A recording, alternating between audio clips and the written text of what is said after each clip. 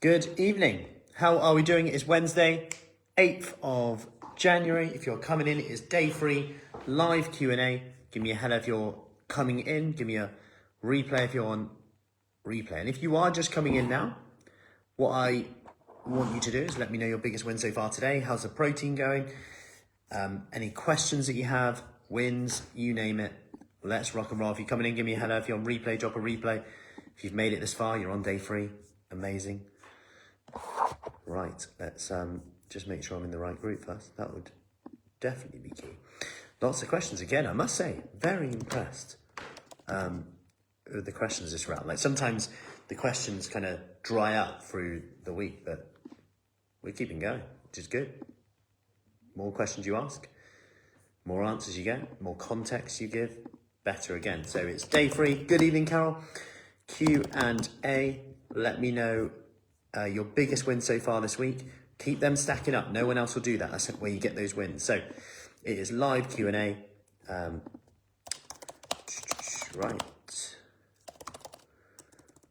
Right. I am live now for the day 3 Q&A. Let's rock and roll. Good evening, Heather. Let me know biggest win so far this week. If you are just coming in, biggest win so far this week today. Before we go in with these questions, if you're on replay, drop a replay, let me know. Right. Okay. Right, let's rock and roll. Okay, good evening, Rebecca. Good evening, Claire. Right, let's rock and roll. That should be good. I'm going to get these questions up and let's rock. So, done some exercise every day. Rebecca, perfect. Emma, first vitamin D taken today and increased protein. Amazing. Like, actually, it's been like the theme of the week, I think. Vitamin D and protein have definitely been the themes of the week, which really excites me actually in many ways because it's easy for someone like me to just assume that everyone knows that they should be taking vitamin D because it's a public health recommendation. You kind of think like, oh, it must be out there everywhere. And I think during COVID, it was. Hey, Joyce, how are we doing?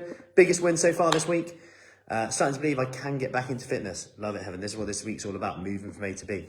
And it's funny with the vitamin D, how much it's just kind of gone again. Like in COVID, I feel like everyone was like being tested and it was like, yeah, definitely get it seen to. Tina, did today's task plus 30 minutes, cardio resistance, perfect. Good evening, Michelle. Let me know your biggest win so far this week. Good evening, Caroline.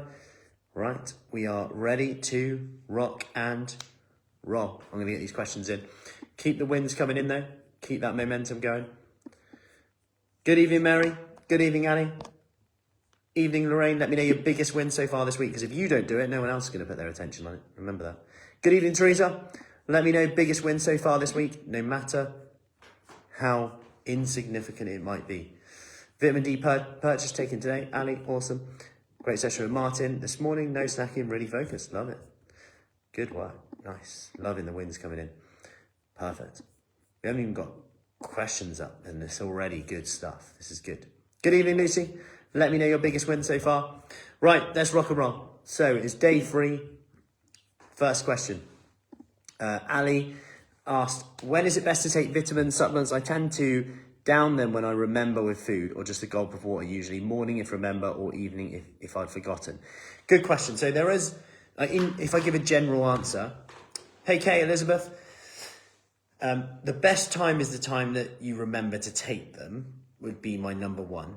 There are a few caveats. For example, if you are like low on iron and you're taking iron, probably don't have it when you're having a coffee or a cup of tea, because the tannins may bind to that. That's one thing. But I'm going to say that loosely because what I don't want you to think, I'm going to have to change the time I have vitamins because it's not optimal. Like, don't over stress it. I actually think that's a good strategy. I tend to do it first thing in the morning. So in the morning, I'll have creatine because I always have, it reminds me to drink water then because it's horrible. I have it powder, just mix in water, and I drink about 2 to 3 glasses of water while my coffee's on. And it's probably the only time of the day that water tastes quite good. So I can easily tolerate that, and I know that's going to make me feel good. Hey Franco, hey Jill, let me know your biggest win so far this week. So that's why I like to do it first thing in the morning. In the evening, I'll then have magnesium and a multivitamin after dinner, like ZMA and a multivitamin after dinner. For the only reason that I won't be having a hot drink then, other than cocoa, potentially hot milk, something like that. And magnesium I try and take just before bed anyway, and it also reminds me to give the kids their vitamin D, and we just do it all together then. So that's actually a good reminder for me. But in general, I mean, with food tends to be better in terms of from an absorbable point of view, but I wouldn't overly stress it. I'd rather you just remember to take them. But, you know, yeah, if you have it any time around your evening meal, good. Breakfast, if you have that, good as well. Monica, what can I do or take during and after a heavy dose of prescribed antibiotics? So what you could do is take probiotics to help rebuild your gut, because obviously antibiotics will wipe out good and bad. So what you could do is take probiotics. I like BioCult. They're pretty good, and also, you know, things like Greek yogurt are going to be good. Lots of vegetables to help the prebiotics. Think of it like Pac-Man. They're like, the probiotics are like this. They eat the things. The prebiotics are like the foods, the vegetables, the fruits, and that feeds the good bacteria again. So you could do that. I know there's some studies where people will take like antibiotics, and then in between they'll take probiotics, so they don't cross over. But, you know, afterwards is good. Julie, any exercise to strengthen my legs? Squats and lunges are really painful at the moment. Good question. So what I would say in terms of strengthening your legs is, I like, I'm getting up for this, by the way. So a few things you can do to strengthen your legs if you want to avoid squats and lunges. Number one would be glute raises. So make sure you hinge over, suck in your tummy muscles, swoop the leg. So notice here, I'm not just doing this, because I'm working my hips then. I want to get the glute activated. So I bum back, hinge over. I then swoop the leg like a swoop back. I squeeze the glute down halfway, so keep that tension on, and hold on to the side. Swoop, squeeze the glute, down halfway. Squeeze the glute, down halfway. Squeeze the glute, down halfway. Squeeze the glute, down halfway. Sucking in the core, nice and easy. I do like this one. I then also like similar, but out to the side. So one leg, you can hold on again, out to side, slow behind. But notice I'm not coming down too far. So keep it there, there. And you might be thinking, well, why don't I just do day one of the workout? Yes, absolutely. Day one workout, the lazy bum, where you just lay down doing it, perfect. Another one I like is here. You're not quite in a squat position, but slight squat position. This is great for working single legs. Little bend in the knee, and then just tap, tap out to the side. So do 20 to the side here, and then 20 behind. And what I'm doing is just tapping the floor here. Okay, it's tap, tap, tap, tap. So the tension's all on one leg, and I'm just moving this other leg around, okay? That's another good one that I really like on there. So if I show you over here, so you got a bit of a better angle. So I'm here, this position, so little squat here, tap, tap, tap, tap. This is gonna get right in the glute here. Then I go behind, 2, 1, 2. It's also great for balance as well. Suck in the tummy muscles here. It's deceiving, this one. You'd think, well, it's gonna do nothing. But all the tension's on here. It's getting you stronger on one side, which is important. Why? Well, think about when you nearly fall. Slip, this way. Think about balance. These are really key. If we can avoid falls as we age, this is gonna be really key. Like, you look at the stats on hip fractures, falling over, the recovery from that, really worrying actually. Then, like I said, with a swoop, here, hinge over, there, squeeze at the top, slow down. Squeeze at the top, slow down. So notice, I go at the top and I'm slow down halfway. Halfway. Suck in the tummy muscles on here and get hold of your pelvic floor, okay? Hold of the pelvic floor, nice and slow, 1, 2. Right there, you've got a nice few glute exercises you could do whilst you're boiling your kettle to have your hot cocoa and hot milk or glass of water or taking your vitamins. Good evening, Alex. Let me know your biggest win so far. So, Julie, they would be my go-to if you want to strengthen your legs but avoid squats and lunges. But workout 1 and workout 5 will be perfect for that. Workout 1, quite intense, straight on those pulse movements. But there, the ones I just showed you, the swoop, really good. You can increase that further by 1, ankle weights, 2, using a glute loop as well that goes around the knees. I hope that helps on there. Biggest win, Jill. Completed all 3 days. Walking more, Jill. The other Jill. Another Jill. Do take magnesium last as next to the toothpaste. Perfect. That's a good thing. Good evening, Les. Let me know your biggest win so far. Good, mix it. Protein every meal. Lots of veggies. Perfect. We are all good. Good evening, Karen. Let me know your biggest win so far this week. So, Kay, you're recommending vitamin D. If I'm out every day in the winter walking the dogs, do you think I'm likely to need it? Yes, because the UV levels are 0, maximum 1 this time of year. So between October and April, they're around like 1. You sometimes get a day of 2. And the UV levels have got to be 3 for it to synthesize, for your skin to be able to synthesize vitamin D from the sun. So basically, the UV levels aren't high enough. That's why we don't wear sun cream, say, in the winter, because the UV levels are so low. And that's what will do that. So you won't actually get any vitamin D from that. And it's interesting, they did a study in Barcelona in the football team. And obviously you think they're out all the time in it.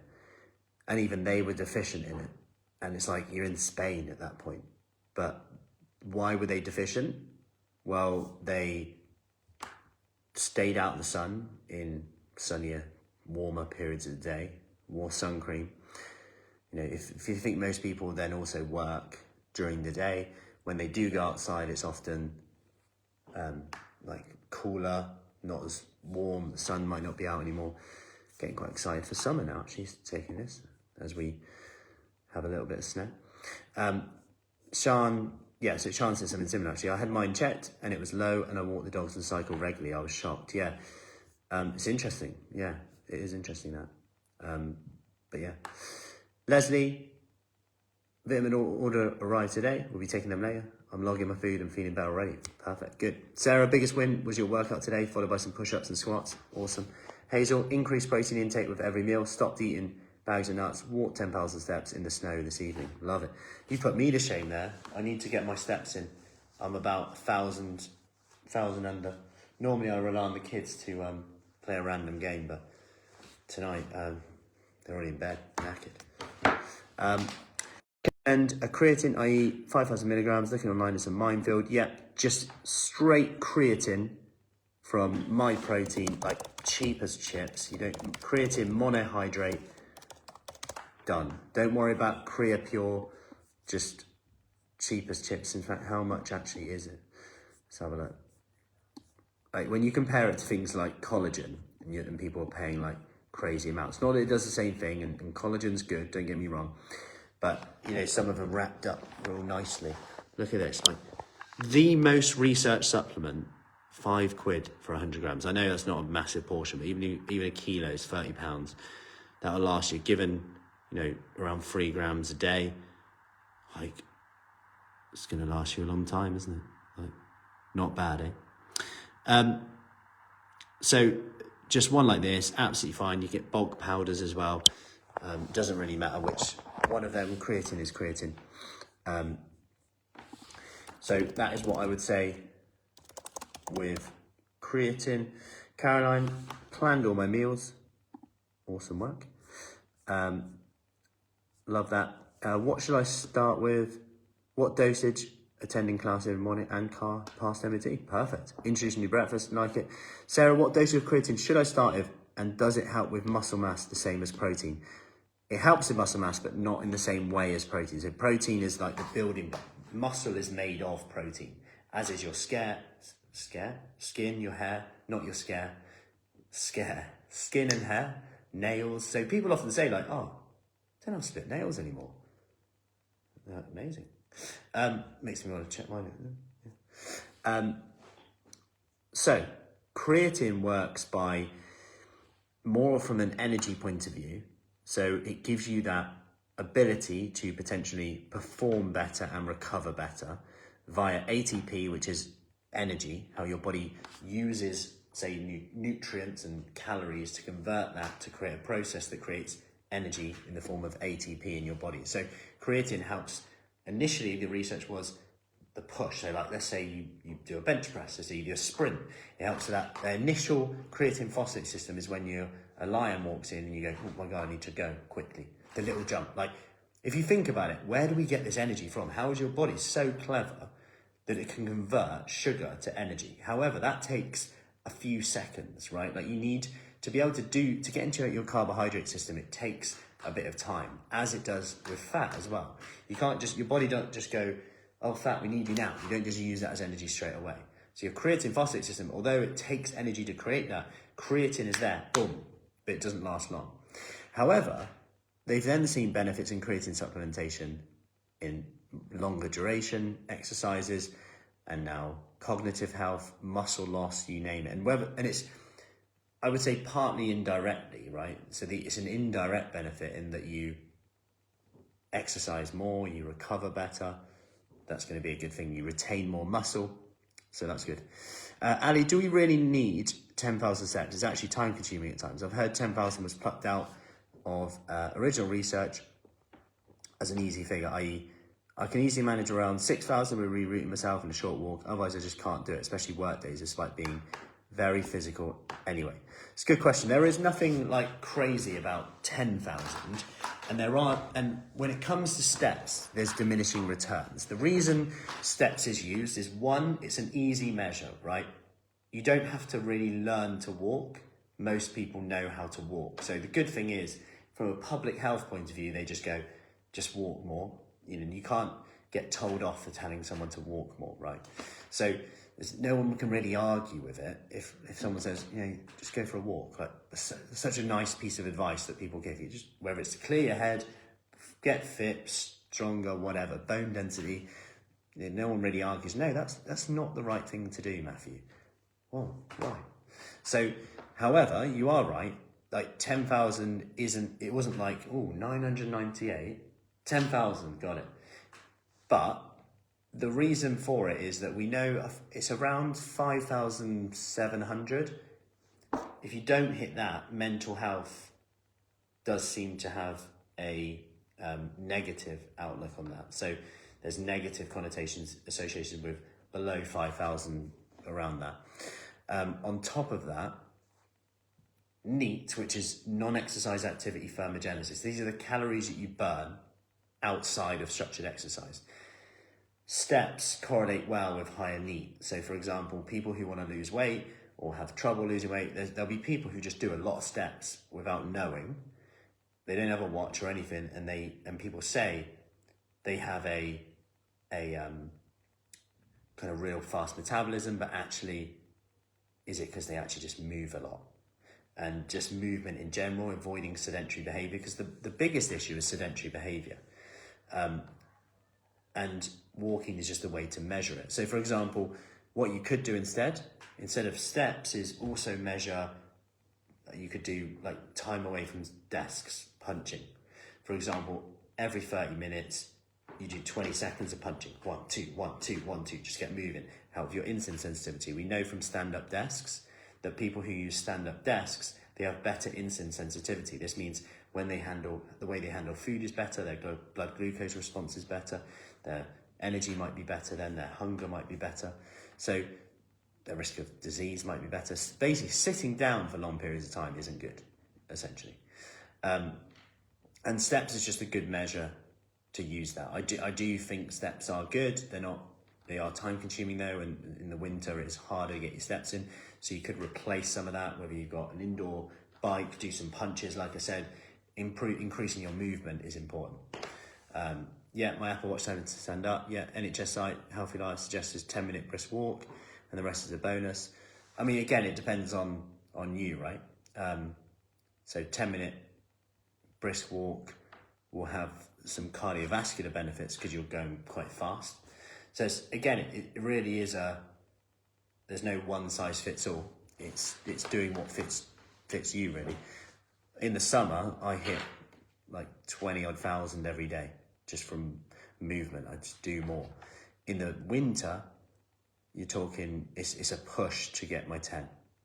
I'm on 9289 at the moment, so I should be on around 10 by the end of the day. Yeah, so it is a push in the winter.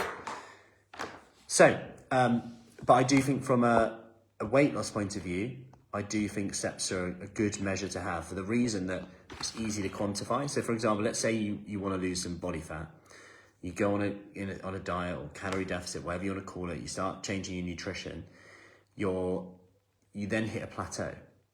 Is it that you need to eat less, or have you just dropped your movement? So for example, technically I should be able to handle more calories in the summer than in the winter because I do double the amount of walking, right? So I do burn a few more calories in the summer than the winter.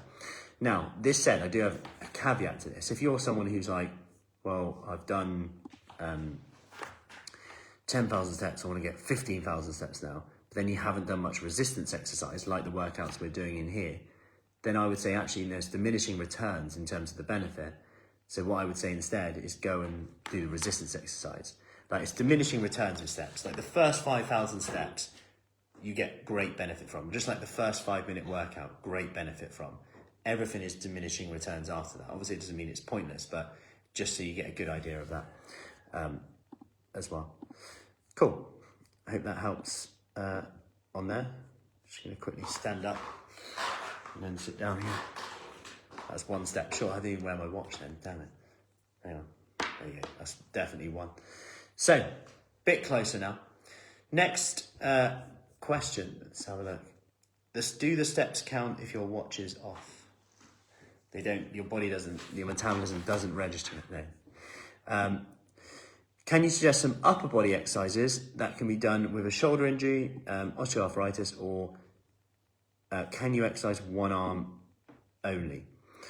You can exercise one arm only. I will recommend 3 exercises that I'd recommend.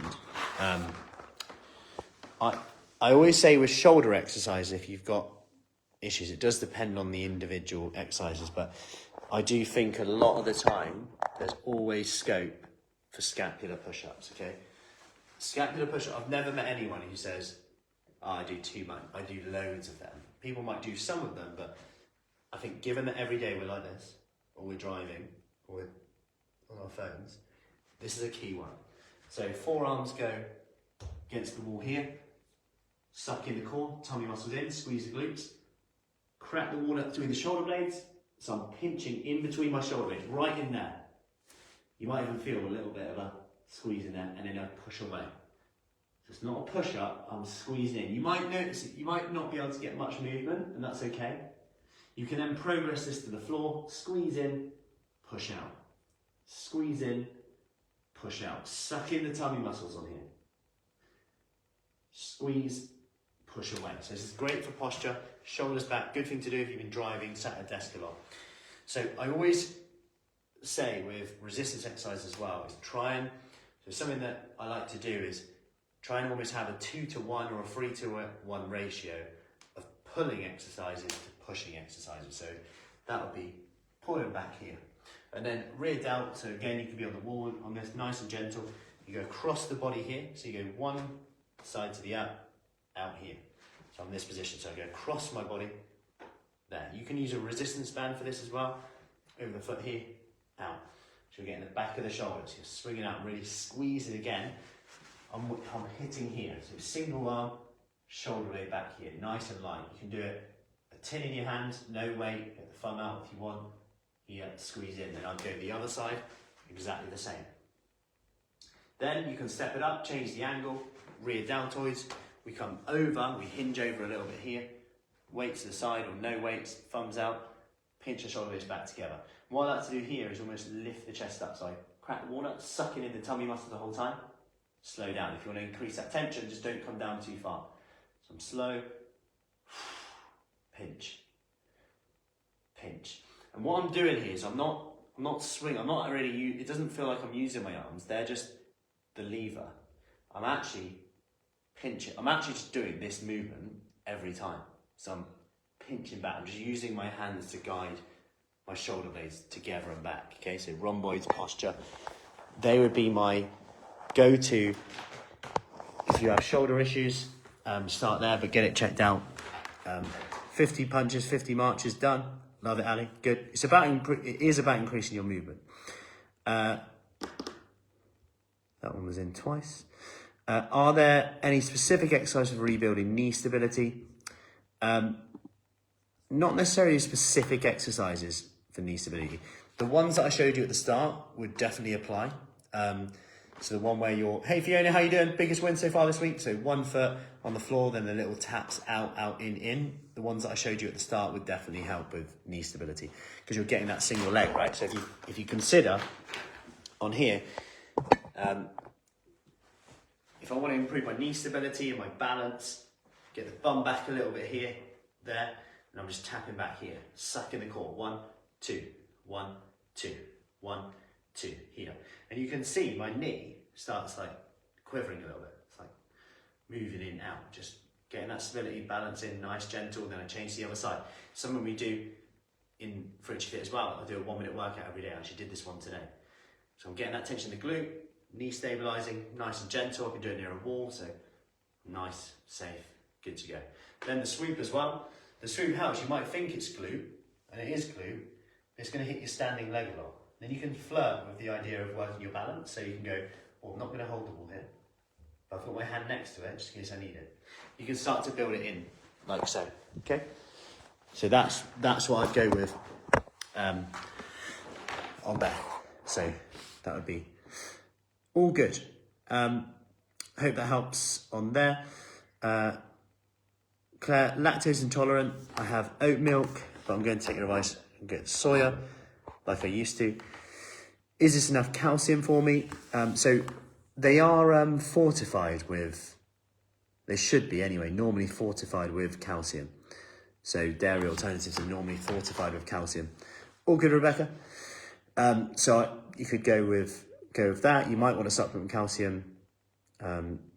Dairy calcium does seem to have a lot of benefit. Even when they compare it to supplemented calcium, it still outperforms it. I'm not really sure why. Dairy from a fat loss point of view also does seem to perform really well. Hunger perspective, protein perspective, it has slow digesting protein in there, which is casein, faster, high quality whey protein, so that mix is good. Also the high calcium intake seems to help with fat loss. The hypothesis is that you do store some calcium in your fat stores, and if the concentration of calcium is quite high, your body is happy to shrink fat cells if you're in a calorie deficit.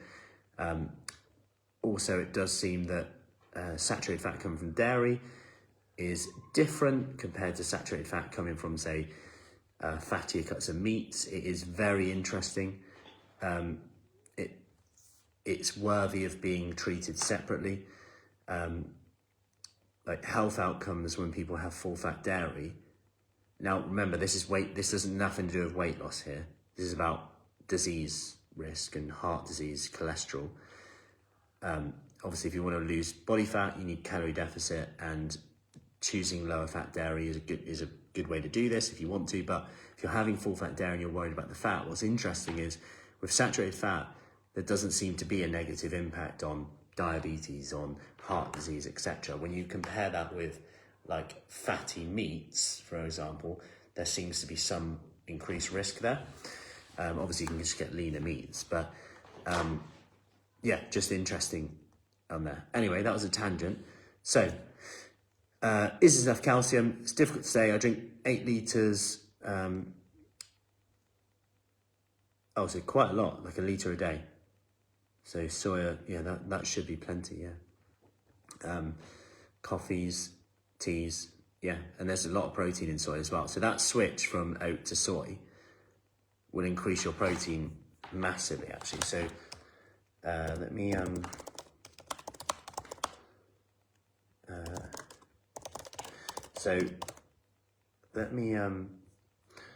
so in that if you had 1 litre of soy milk, that's like 34 grams of protein Okay, so 34 grams of protein. If you have a litre of oat milk, you've got like 1 gram of protein.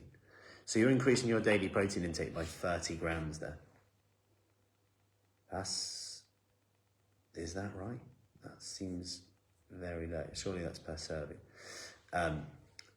Okay, at best, it might be 7 grams. Let me have a look. Yeah, 7 grams, so 30 compared to 7. So it's still, yeah, like 4 times that. 4 times that, yeah, that's good. 34 grams, yeah. So that is a good swap you've got there in terms of protein. What about goat's milk, cheese? Yeah, all good. And people with some issues with cows do fine with goats. If you are lactose intolerant as well, like the research is quite interesting. Like they find that people can actually handle 120 grams up to of like yogurt a day, and Greek yogurt is fermented, of course. So some people are okay with smaller amounts, but if you're used to having larger quantities of something, and you always have large quantities, it's like when people say, I'm lactose intolerant, but it's normally, I'm like, when do you have it? And they're like, so when it's Christmas and I eat my body weight in cheese, I feel really rough. And it's like, well, is it the dairy or is it the amount of cheese we've eaten? Similar with, whenever I go out and I have ice cream for pudding, yeah. So that's key. I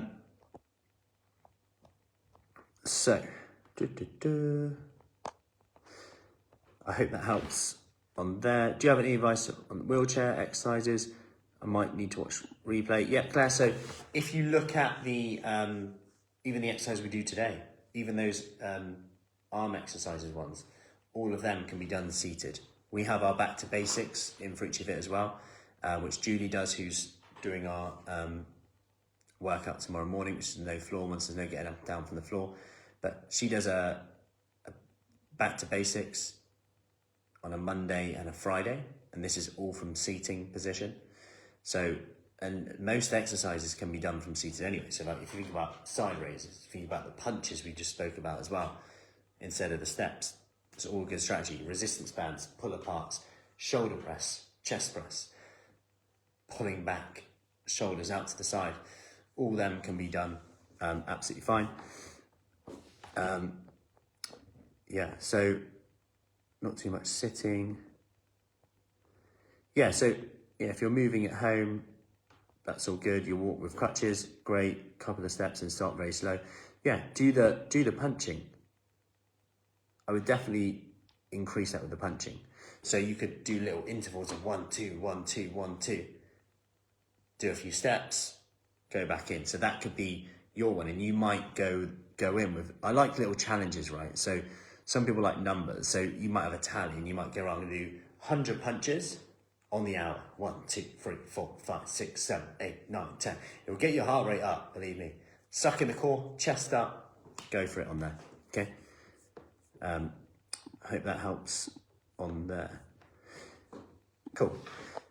Jill, can you eat too much protein? So it's interesting you say that. So in one of the key studies on this is they try to find out, can you eat too much protein? So they gave people a ridiculous amount of protein. I'll get this up now. 4.4 grams of protein per kilogram of body weight.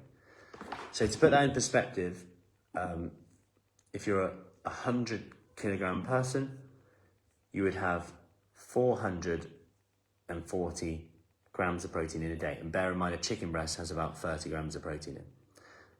So it'd be like eating like 10, 14, is that? About 14, 15 chicken breasts in a day.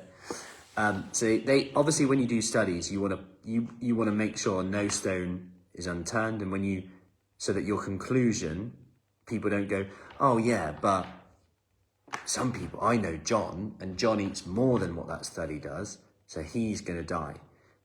That's what someone would say. So what they did is, okay, if we get someone to consume 5.5 times the recommended daily allowance of protein, let's have a look at what happens here. And what's interesting here is they overate on calories as a result of that. A lot of people dropped out of the study because they could not eat that much. And this is partly because protein is so filling. Like the GLP-1 hormone, it keeps you fuller for longer. Therefore, you're fuller for longer. You don't want to eat any more protein. Like, try and overeat on protein. It's hard. Whether it's protein shake, the only way they could do it was protein shakes, by the way. They tried to do it, well, they didn't even try. They hypothesized how they would do it with food, and just looking at it. Hey Tracy, how you doing? Let me know your biggest win so far this week. Just looking at the amount of food, they decided not to do it. The only way they could get them to do it was boosting the diet with lots of whey protein, because it's easier to drink your calories, right, than eat them. So what they found was no changes, no difference. The only difference is the high protein group actually just gained lean mass. So the people who, the only thing that happened, which is pretty good, actually. So in short, you can't overeat on protein by accident, not at all. You'd probably need to be forced somehow to do that. The only way I'd say you're possibly, you might be overeating on protein, is if someone was then undereating on something else, right? So if you were, let's say you're eating so much protein that you now don't eat any vegetables, you never eat fruit because all as you eat is protein, then I'd go, maybe we should start to increase the vegetables. And if you said, I literally can't eat anything, then we might go, okay, could you have it instead of this? But that's a rare situation, right? So that is all the questions. Unless there are any more questions, I'll leave you to it. Ready for day 4. Day 4, ready to rock. Keep it, you're still here, which is good. So any questions, as always, let me know. If you watched on replay as well, let me know. And keep rocking it, keep showing up. Remember, it's hard, it's gonna be hard. I think sometimes we get it wrong because we think it's gonna be easy. And when they look at research and they tell people it's gonna be really hard, people get better results because they know it's gonna be hard. It's gonna be hard anyway, whether you choose to do it or choose to not. You either beat yourself up, I'm not gonna do this, maybe I didn't do this, or you choose to just stay the same, or choose to do the work, which is hard, but at least you get a result for doing the hard work, right? And we'd rather that. And I think in everything else in life, like everything is give and take, right? I guess we do sometimes skew things by saying you can do anything you want, you can get anything you want, you can achieve anything you want in life, but probably not all the time at the same time, right? You can achieve anything you want, just not at the same time as doing everything.